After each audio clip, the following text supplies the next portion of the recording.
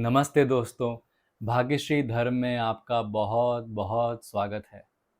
हमें आशा है कि हमारी सरल गीता दर्शन की सीरीज से आपको आनंद, प्रेरणा और ज्ञान की प्राप्ति हो रही होगी। इसीलिए अब हम शुरू करने वाले हैं श्लोक नंबर 24 और श्लोक नंबर 25 को। इससे पहले श्लोक नंबर 22 और श्लोक नंबर 23 में हमने जाना था कि अर्जुन श्री कृष्ण से कहते हैं कि मेरे रथ को दोनों सेनाओं के बीच में ले जाकर खड़ा कर दीजिए, क्योंकि मैं देखना चाहता हूं कि इस दुर्बुद्धि दुर्योधन का साथ देने के लिए आखिर कौन कौन से लोग इसके हित में लड़ने के लिए मेरे सामने आए हैं।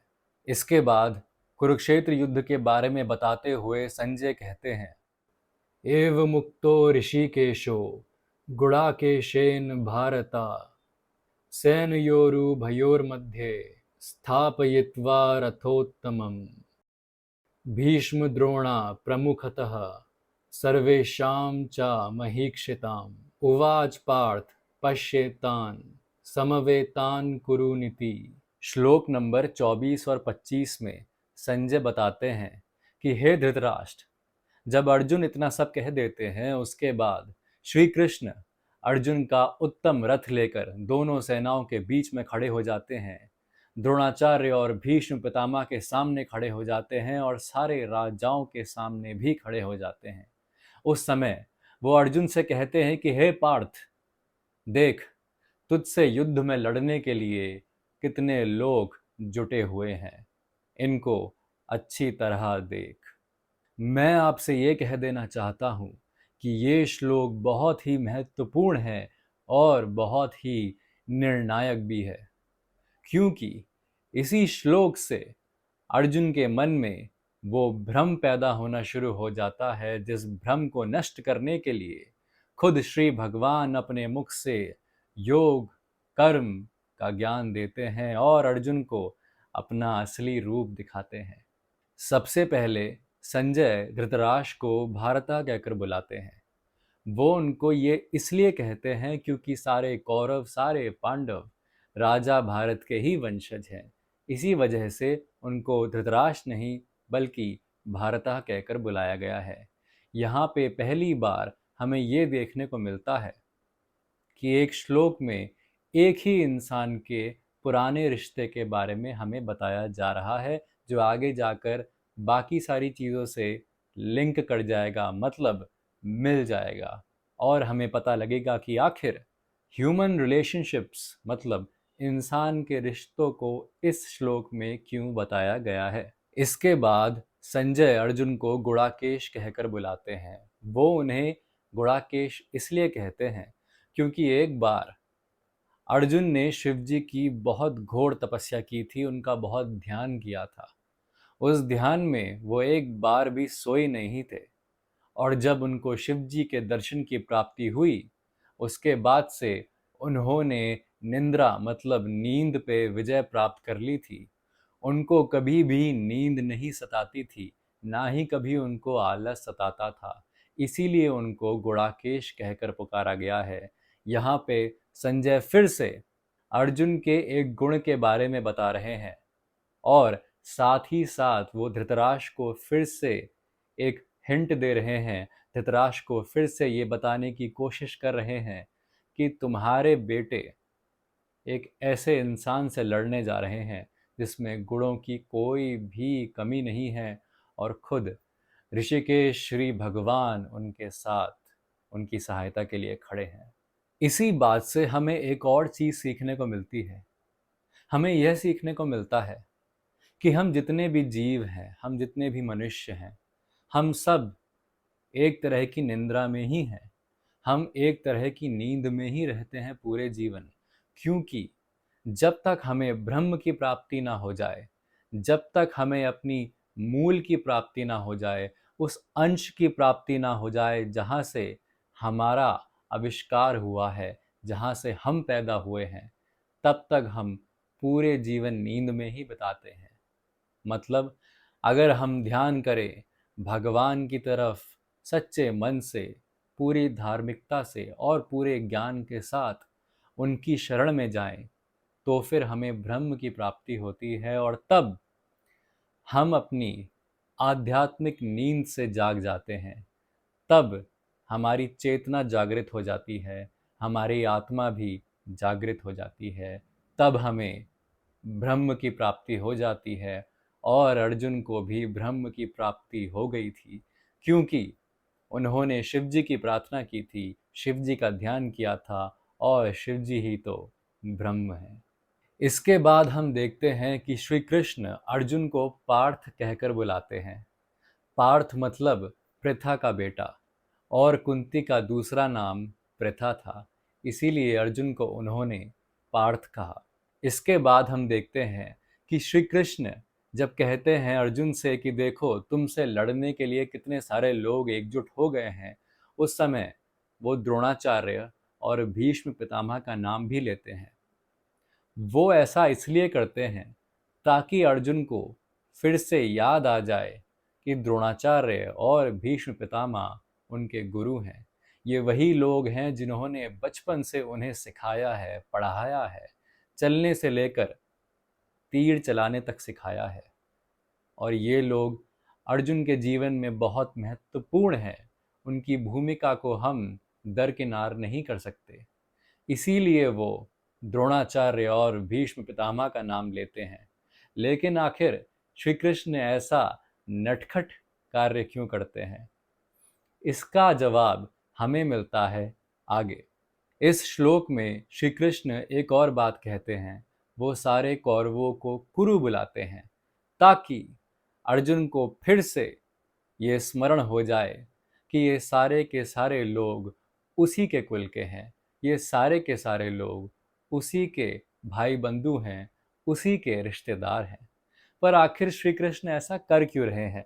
एक तरफ तो कौरव और पांडव आमने सामने आ चुके हैं लड़ने के लिए, और दूसरी तरफ ही श्री कृष्ण ने तो खुद अपना शंख बजा दिया है। अब तो लड़ाई नहीं रुक सकती। लेकिन ऐसे मौके पर श्री कृष्ण ये क्या कर रहे हैं? वो अर्जुन को ये क्यों स्मरण कराना चाहते हैं कि जो ये लोग तुम्हें मारने के लिए खड़े हैं और जिनको मारने के लिए तुम आगे बढ़ रहे हो, ये सब तुम्हारे ही कुल के हैं, ये सब तुम्हारे ही रिश्तेदार हैं। आखिर ऐसा क्यों? इसका जवाब बहुत ही सीधा है, बहुत ही सरल है। श्री कृष्ण के ये सब कहने से अर्जुन के मन में स्नेह उत्पन्न हो जाता है। उनके मन में अपने भाई बंधुओं के लिए करुणा पैदा हो जाती है, और करुणा एक क्षत्रिय को युद्ध में कायरता की ओर ले जाती है। अर्जुन के मन में भ्रम पैदा हो जाता है, अर्जुन के मन में शंका आ जाती है। वो यह सोचने लगते हैं कि मैं अपने ही लोगों को क्यों मारूं, अपने ही कुल का नाश क्यों करूं? जिसका जवाब आगे चल के हमें मिलेगा। लेकिन हम यहाँ पे ये समझने की कोशिश कर रहे हैं कि श्री कृष्ण ने यह सब जानबूझ के किया। वो चाहते थे कि अर्जुन के मन में शंका पैदा हो, वो चाहते थे कि अर्जुन के मन में कौरवों के लिए स्नेह उत्पन्न हो जाए, क्योंकि कहीं ना कहीं वो थे तो सब संबंधी ही, वो थे तो सब रिश्तेदार ही।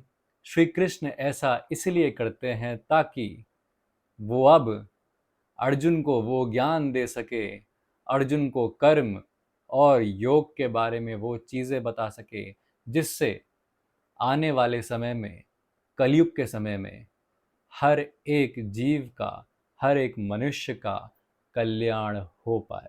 यहाँ से हमें यह समझ में आता है कि जो महाभारत हुई, जो कुरुक्षेत्र का युद्ध हुआ, वो सब नियति थी, ये सब होना ही था।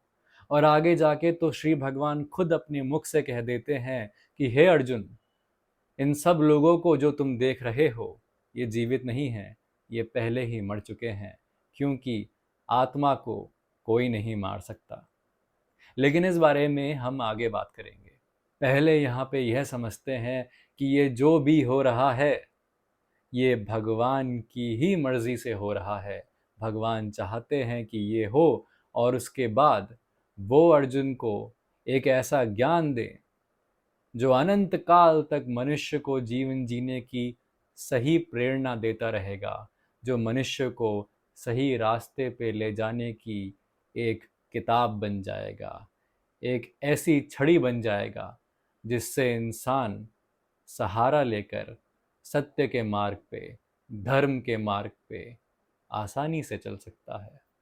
इस श्लोक को अगर हम और भीतर से समझने की कोशिश करें, अगर हम और गहराई से समझने की कोशिश करें, तो फिर हम देखते हैं कि श्री कृष्ण ने, मतलब इंद्रियों के राजा ने, अर्जुन को, मतलब हम सब को सांसारिक इच्छाओं और विवेकशील बुद्धि के बीच में ला खड़ा किया है। वो चाहते हैं कि अर्जुन, मतलब हम सब, निर्णय लें कि या तो हम सांसारिक इच्छाओं की तरफ रहेंगे या फिर हम अपनी विवेकशील बुद्धि की तरफ जाएंगे। अब निर्णय लेने का मौका आ गया है। और हमारे जीवन में भी तो यही होता है। हर दिन हर पल हमें एक निर्णय लेना होता है कि या तो हम अपनी सांसारिक इच्छाओं की तरफ चले जाएं या फिर हम विवेकशील बुद्धि को समर्थन दें। इसी पल आपके जीवन में भी ऐसे बहुत सारे निर्णय होंगे जिनमें आपको दोनों में से एक को चुनना पड़ेगा। अब आपके ऊपर है, या तो आप अपनी इंद्रियों का नौकर बन जाइए या फिर अपनी इंद्रियों का स्वामी बनने की कोशिश कीजिए। यह सब आपके ऊपर है। यहीं पे फिर से हमें एक और चीज़ समझने को मिलती है, वो ये है कि हमारे भगवान ईश्वर हमें हमेशा सही रास्ता दिखाने की कोशिश करते रहते हैं और वो खुद चाहते हैं कि हम सिर्फ उन पर विश्वास ना करें, पर ज्ञान और समझ के साथ उनकी आराधना करें। तभी तो श्री कृष्ण ने गीता कही, तभी तो उन्होंने अर्जुन को सही रास्ता दिखाने के लिए इतना सारा ज्ञान दे दिया। और वो सिर्फ अर्जुन के लिए नहीं है, वो हम सब के लिए है।